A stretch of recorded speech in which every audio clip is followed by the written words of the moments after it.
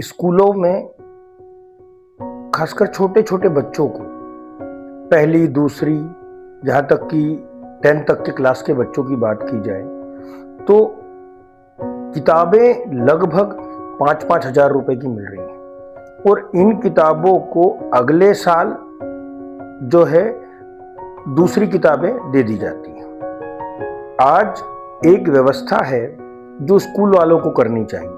School भी trust के अंतर्गत रजिस्टर्ड होते हैं। सबसे पहले उनको जो किताबें हैं, जैसे मान के चलो कोई 3rd क्लास का बच्चा है और वो 4th क्लास में जाता है तो 4th क्लास के बच्चे की किताबें 3rd क्लास को दी जाए।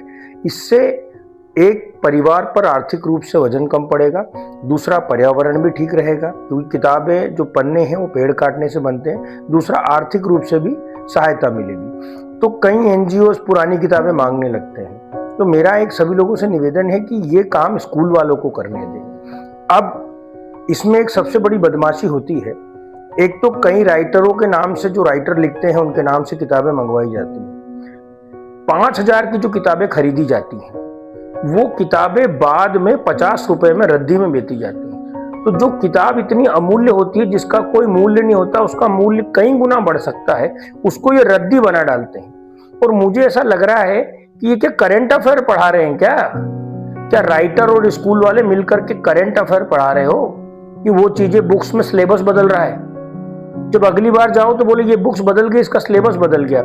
ऐसा क्या पढ़ा रहे हो? खाली करंट अफेयर ही ऐसा होता है जो चेंज होता है? तो एक अलग से आप करंट अफेयर की छोटी सी बुक पब्लिश कर दो, बता दो क्या क्या करंट अफेयर में हुआ है। तो कम से कम वो 5,000 की जो किताब है वो 50 रुपए के रद्दी के भाव में तो नहीं जाएगी। ये विचारणीय है, सोचने योग्य है। सब लोग इस पे ध्यान दीजिए। ये एक प्रकार से बिजनेस बनता जा रहा है पैसे कमाने का, और किसी को चिंता नहीं है पर्यावरण की, लोगों की इकोनॉमिक सिचुएशंस की। इस पर ध्यान देना बहुत जरूरी है। कई बार सरकारें भी जागती हैं, स्कूल खुलने के किताबें खरीद लेने के 10 दिन बाद।